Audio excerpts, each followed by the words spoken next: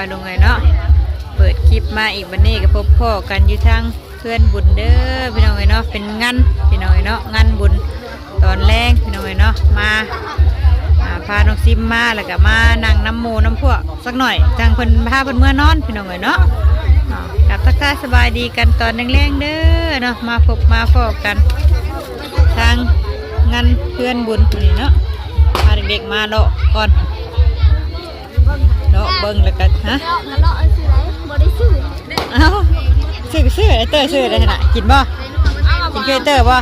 มาบ่เอาไอเตอร์ซื้อฮอนดอกเลยนะซื้อได้มากค่ะก็มากกินนี่ซื้อเลยเอายังไหมเอาผ่ามาคือเราช่างสูนอยู่แล้วเนาะมันก็บ่ได้ฮ้อนบ่ได้หนาวพี่น้องเนาะแต่ยังหัวแรงๆจะธรรมดาอยู่เนาะ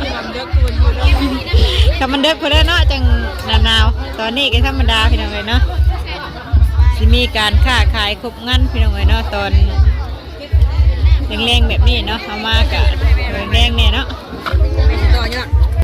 ทางใกล้เพื่อนพุ่นกับสิมีตู้มีเทคงั้นพี่น้องเนาะตามคิดของประเพณีของบ้านเฮาเนาะเพิ่นสิเอาตู้มางั้นแบบก็ง่ายคือผ่อนลำวงพี่น้องเนาะผ่อนลำวงกันเนาะผ่อนลำวงสามัคคีกันแต่ทางนี้ก็สิเป็นทางค้าทางขายเนาะกุ้งไก่พี่น้องเนาะส่วนลายเป็นกุ้งไก่ค้าขายเนาะข้าวต้มขนมลูกชิ้นทันดอกหมานบ่แม่นี่หมานบ่สิเด้ออันนี้สิเป็นวงกุ้งไก่เนาะมาเบิ่งทางนี้ก่อนอันนี้พี่น้องเนาะโมมานว่าเนาะบ่ได้ใช่ประมาณอันแม่ไอ้ชินนี่ชื่ออีแหละกลับบ่บัดนี้เนาะชื่อยังอีกเอามามันนี่ไอ้ตาสิหาชื่อแล้วไปกันรอชื่อยัง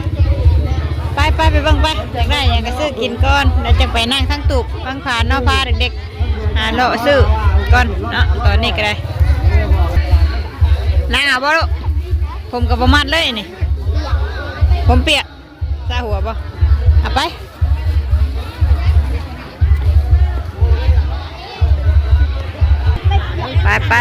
ย่างเลาะไปนี่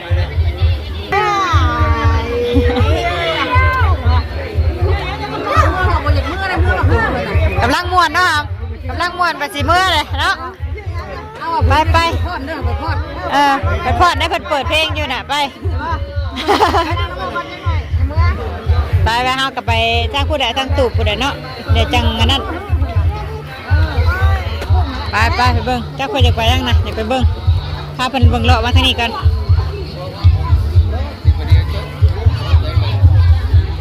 ไอ้โอ้ยมียังทางนี้เพิ่นไม่ได้มีได้น่ะมีแต่หมักปุ้งอ่ะนะมีแต่หมักปุ้งเนาะค้าขายน้ำบงน้ำปั่นนั่นแหละอันนี้ก๋วยเตี๋ยวไปมาทางพี่ได้ไปทางนั้นไม่ได้มีได้ทางนั้นเพิ่นเบิดอ่ะเที่ยวงานพี่น้องเลยเนาะงานบุญแจกงานบุญครั้งแรกเนาะครั้งแรกของปีนี้เนาะเป็นเทื่อแรกครั้งแรกแห่งมันของปีนี้คนกระสีได้ลายแน่เนาะเพราะเป็นงานแรกใช่น้องนะฮัมใช่น้องนะกินน้ำม่วงอยากม่วงตอนค่ำแท้อยากกระซื้อเห็นเนาะพาเพิ่นไปซื้อม่วงก่อนใช่ไหมน้องเนาะอยากม่วงตอนค่ำ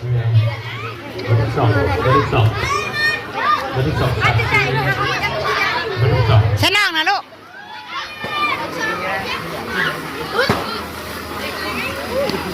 ป้าตาจับน้องไหมใช่น้องอ่ะเอาม่วงอย่างนี้มาซื้อม่วงก่อนให้เพิ่นก่อน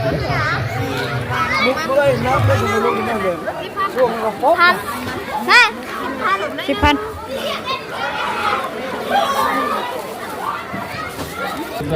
สูงม่วงพี่น้องนะถุง10,000กีบ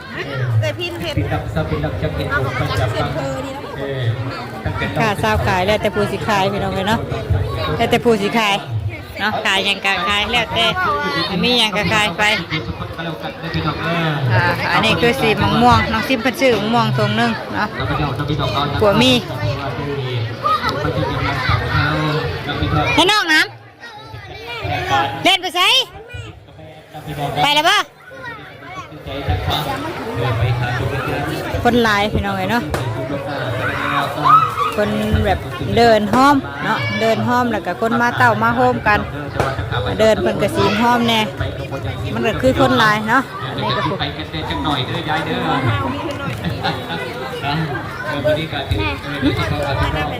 ทางพี่กันเนาะน้องทับป้องน้องติดกันแล้วกันน้องกินดอกจับพกเดือนจับพกไปเอาไปซื้อฮอนดอกบ่อนซื้อใช่นะพี่หรือเปล่าเอาไปเอาไปซื้อฮอนดอกกันมาโอ้ซื้อหมกม่วงหมากนึงเอาเงินไปซื้อฮอนดอกไปซื้อใช้ฮอนดอกเลยใช้ลงเร็วเอากระ10,000แล้ว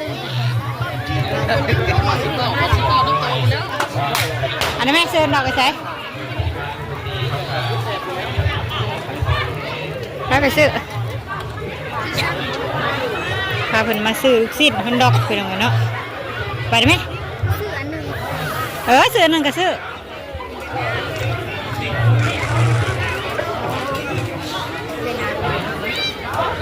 เอาหนึ่งบ่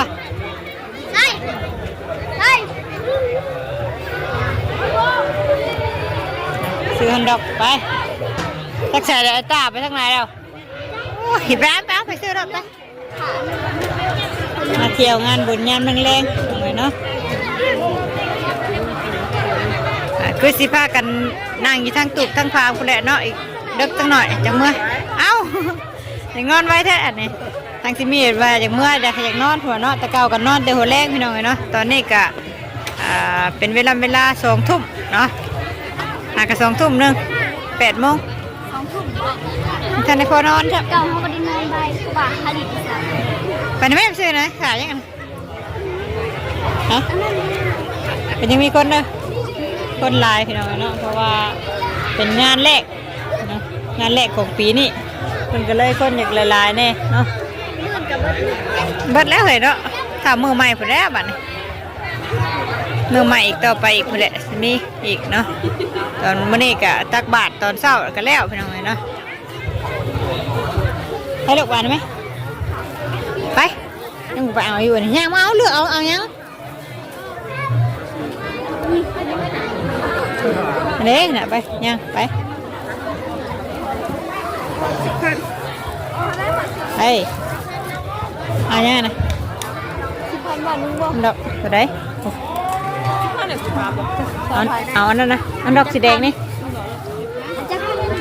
จักได้อันเท่าไรเด้2,000เอา3 อันดูเอา3 อัน6,000เอาก็เติมพันอีก1,000อันนั้นได้แต่ตอนนั้นคือเอาเติมพันอีก1,000อ่ะประมาณหัดผมว่าบ่แห้งให้ไปใส่ถุงให้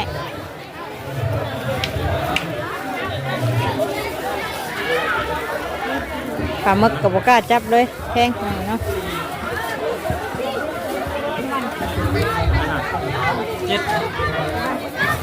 ไปป่ะไปซื้อน้องกินน้ำไปหาไอ้ตาก่อนไอ้ตาเล่นมาก่อนเนาะแม่เพิ่นนั่งอยู่ทางคุณถ่าไอ้ตาไปเล่นมาก่อนจะไปทางไหนเด้อลงหมดเพราะแห้งแล้วปลาลุงเลยเนาะ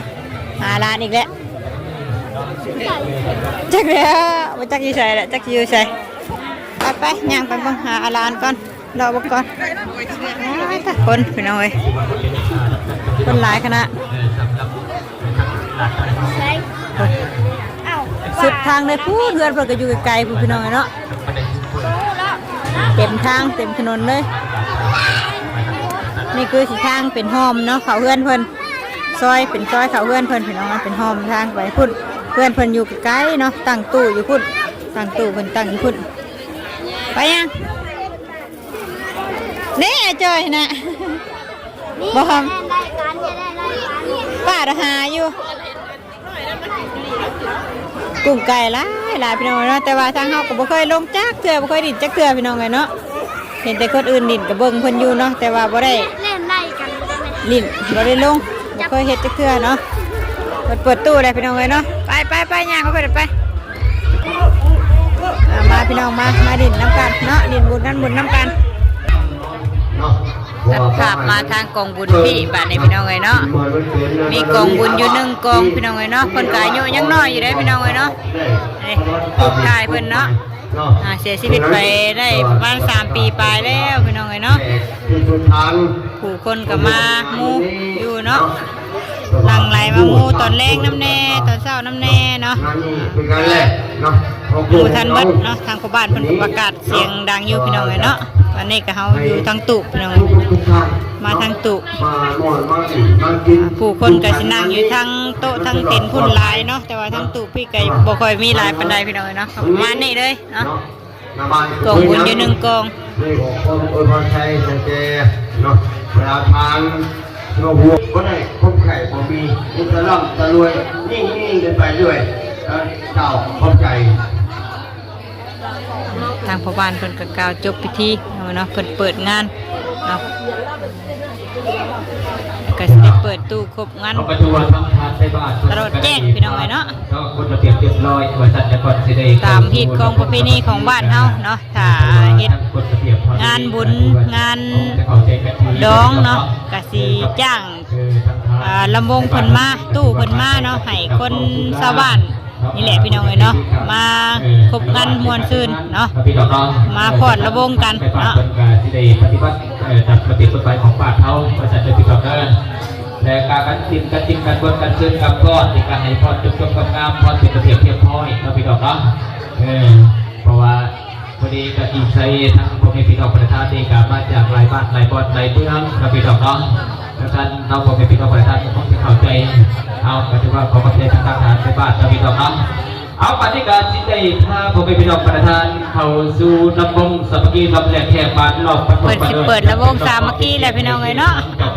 ทางเฮาก็คือสิบ่ได้ถ่ายคลิปพี่น้องเนาะย่านพิธีกสิทธิ์ของเพิ่นเนาะในการขอตัวพิเศษเชิญตอนนำจากประทับเลยทั้งหัวหน้าทั้งใหญ่สีนั้นทั้งพี่น้องเนี่ยกับครอบครัวทั้งโคมนาทั้งเจ้าภาพเดี๋ยวจังหาต่อคลิปอีกรอบพี่น้องเนาะตอนที่เพิ่นโพสต์ระวงนี่ก็ยันว่าลิขสิทธิ์ของเพิ่นเนาะบ่ได้ตอนที่เพิ่นโพสต์ลำพี่น้องเนาะเดี๋ยวจะต่อคลิปอีกรอบนึงพี่น้องตอนนี้เพิ่นกำลังสิระวงสามัคคีสั่นเนาะทั้งเจ้าภาพเก่งๆหน้าท้องมาจัดพี่น้องเด้อพี่น้องเนาะมาทางนี้ก็สิเป็นทางปลายซ้ายเพิ่นนั่งโต๊ะนั่งเต็นท์พี่น้องเนาะก็มีเหล้ายากินเนาะกินบกกินเบียร์เนาะเอาไปพูดได้เลย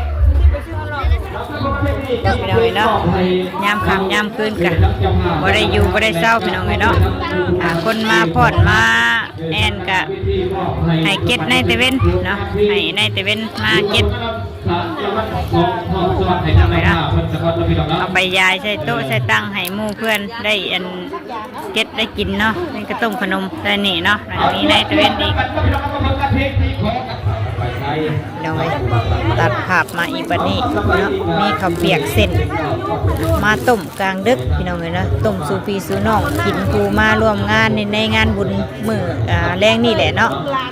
คือสิต้มตอนดึกพี่น้องจักสิอยู่ฮอดตอนนั้นหรือบ่แหละเนาะบางทีก็ลูกเต้าอยากเมื่อก่อนก็บ่ได้กินแหละเนาะเพิ่นสิต้มตอนดึกๆแน่เนาะบางทีก็11 โมงหรือว่าเที่ยงเนาะแล้วก็สิมีก้อยนางแน่พี่น้องเนาะแล้วก็ต้มข้าวเปียกแน่แล้วก็ต้มขนมเนาะยอหมูกูเพิ่นมาช่วยงานเนาะนี่ก็สิเป็นข้าวเปียกเส้นเนาะถ้าผู้ใดมีข้าวเจ้าก็ต้มเป็นข้าวเจ้าพี่น้องเนาะต้มเป็นข้าวเจ้าเป็นข้าวเปียกข้าวเนาะอันนี้จะเป็นข้าวเปียกเส้นนะกาโลให้ดึกๆจังหน่อยเนาะจังต้มเนาะตอนนี้ยังบ่ทันต้มพี่น้อยเนาะกำลังสิเริ่ม2 ทุ่มเนาะคือ3-4ขึ้นไปพุ่นแหละเนาะยังบ่ทันเริ่มพี่น้อยเอาออกมาไว้ก่อนเนาะ แม่ครัวเฮาก็อยู่มาทางครัวคือเก่าพี่น้องเอ้ยเนาะก็สิบ่หลายปานใดคือตอนมื้อเช้านี่เนาะเพราะว่าไปก็สิไปนั่งทางโต๊ะทางพุ่นเนาะทางงานทางหน้าบ้านพุ่นพี่น้องเอ้ยเนาะแล้วก็นั่งในตูบในหยังหั่นแหละเนาะว่าทางแม่ครัวก็เด็กน้อยเนาะกำลังพี่น้องเอ้ยเนาะยังพากันนั่งซุ้มเซลกันถ่ารอไปเต้นระวงบ่เนาะหรือว่าในใดพี่น้องเอ้ยเนาะหลายผู้หลายคนมารวมงานม่วนซื่นพี่น้องเอ้ยเนาะมาทางพี่บัดโอ้สิก้อยเดี๋ยวบ่รู้กันนี่สิก้อยเลยก้อยแต่เว้นแท้ ให้กองดอนทหารเพิ่นเนาะเดี๋ยวให้เพิ่นเฮ็ดกินก่อนซะพี่น้องเอ้ยเนาะนั่งเพิ่นสิเอานั่งให้พักให้พวกเพิ่นกิน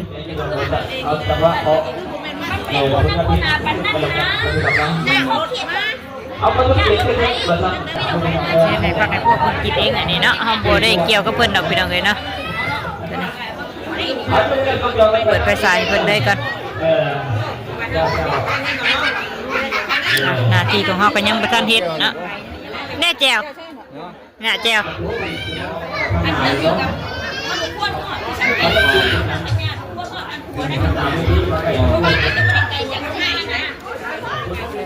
แล้วข้างหม้อมันสิพอน้ำยังไงน่ะเด้อน้ำน้อยเดียวนึงเนาะพอได้นะใส่เด้อพอเลยจะพอหรือบ่จะได้หรือบ่อ่ะเดี๋ยวเฮาสิขัวหมักกระบอกบาดนี่เนาะพี่น้องเอ้ยขัวหมักกระบอกสู่ให้หมูกินก่อนเนาะถอกซะเลยหมักกระบอกตายบ่เอ้าขัวหลายเติบเลยเนาะจะว่าหมักกระบอกคือเฮาบ่แล้วว่าใส่ให้เอ้ยหมักกระบอกคือเฮาพี่น้องคนนี้จักแล้วจักแล้วสิเอิ้นคือกันนะว่าเนาะเพราะว่าแม่น้องเตอว่าทางพี่น้องเพิ่นสิเอิ้นหมักกระบอกคือเฮาบ่วะเนาะบ่ฮู้ได้พี่น้องเอ้ยเนาะบางทีก็เอิ้นคือกันบ่อื่นคือกันได้บ่ได้ใส่เกลือบ่เฮ้ยให้เค็มมาเลยหน่อยนึงแห้งบ่เอามากินกับในตะเว้นแน่เนาะปนๆกันเพราะว่ามาเอาให้โมกินพี่น้องเนาะให้โมกินโมหย่ำในงานนี่แหละเนาะโมมาครบมางานก็มีแนวอยู่ไม่แนวกินให้โมกินคือเก่าในพี่น้องเลยเนาะจะเป็นต้มข้าวเปียกเนาะตอนนี้หมอกข้าวเปียกพี่น้องเลยเนาะกำลังต้มอยู่20 โลพอดีพี่น้องเลยข้าวเปียกก็ได้แล้วก็คั่วมากระบอกเนาะหมอกบางใหญ่ย่างอยู่ในพี่น้องเลยเนาะถุงใหญ่นึงใส่เกลือไปน้ำมาแตกใช่ไหมมาแตกใช่ปะก็สิขั่วเนาะขั่วให้มันสุกแล้วก็เอาไปใส่โต๊ะใส่ตั้งยายให้หมูกินพี่น้องเลยหมูมากรุบมางั้นเนาะซอยกะแม่แนวอยู่แนวกินให้หมูกินน้ำ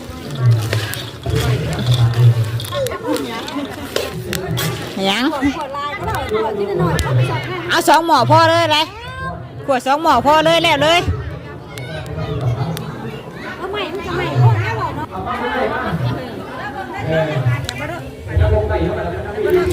ใส่แล้วเนาะ20 โลผูกกลางหม้อใหญ่นี่ก็ยังบุพอจักอันนี้ยังบุพอมันมีน้ำมันถ้าใส่ก็ดีนะไม่ได้สิแม่นนะเอาเลยน้ำพอกเอาเลยเอาน้ำไหนฮะฉุกเฉินเนาะเอาเลยหม้อบักใหญ่มาแต่ว่าทั้งนั้นทั้งนี้กลัวสิใหม่นะจ๊ะ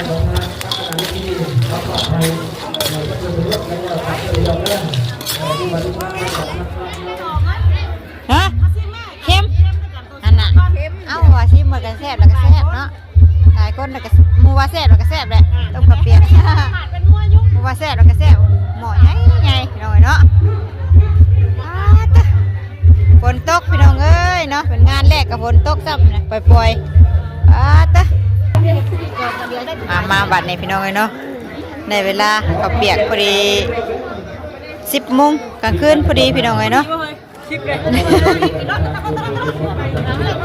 10เลยแหละ10 โมงเนาะได้บุญผู้ใหญ่ผ้าเอากระยาบ่ผู้ใหญ่น้ำหลังเนาะให้หน่อยก่อนนี่นะให้หน่อยมาลาย มีสำหรับอยู่ ไว้น้องที่สายฝน ให้ผู้ใหญ่กินตามรังต้มข้าวเปียกกลางดึกพี่น้องเอ้ยเนาะ เพราะว่ามีคนมีพยายาม 4 ทุ่ม มีเรื่องหาเพชรยางไปเลย ใจเย็นใจเย็นคอยไปตักไปเรื่อยๆเรื่อย เอาปัดยังไงยับกันเลยเด้อพี่น้องเด้อ ๆหาดเพราะว่าเกียมมาทางนั้นกัน อัดพี่น้องทักลงไล่ทักมะนาวเดี๋ยวน้องพี่น้องเนาะ จนหน่อยฝนลงเม็ดมาอีกในห้องหามหมอข้าวเปียกเข้าในอีกได้นี่ได้มีจองอีกบ่จองอันเดียวเนาะมีอยู่แล้วมันแบนมันตักบ่ได้แล้วนี่จองอันเดียว เอาบัดนี้ก็สิได้มอบ มีแต่เปลี่ยนกระตักกันแหล้ว สู่ครูทุกคนก็แล้วกันเด้อพี่น้องเด้อทั้งบ้านนาเวทีบนบัดว่าเชิญกับผลงานเพลงขอสั่งพี่น้องเด้อ เอาไปต้มแล้วแล้วก็สิไปย่อแขกทางผู้ขุดพอดระวงพุ่นพี่น้องเลยเนาะเปียก20 โล20 โลพอดีเลยให้เขาก็ไปกินก่อนเด็กๆเอาไปกินก่อนจะเอาผู้ใหญ่ยายผู้ใหญ่ตามรังคนมาอีกเลยบ่ปล่อยมาอีกเลยห้ามเตรียมห้ามหมอเขาเปียกรอดนี่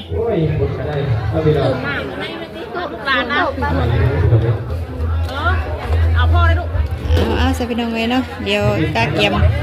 เขาเปียกก่อนเนาะฝนก็ลงเม็ดมาปล่อยๆแล้วพี่น้องไว้เนาะตอนนี้ก็ได้เอาเดี๋ยวพบกันอีกคลิปหน้าเด้อพี่น้องเด้อเนาะฝนตกแล้วหามเขาได้ผมไปครับคลิปนี้สบายดีพี่น้องไว้ฝนตก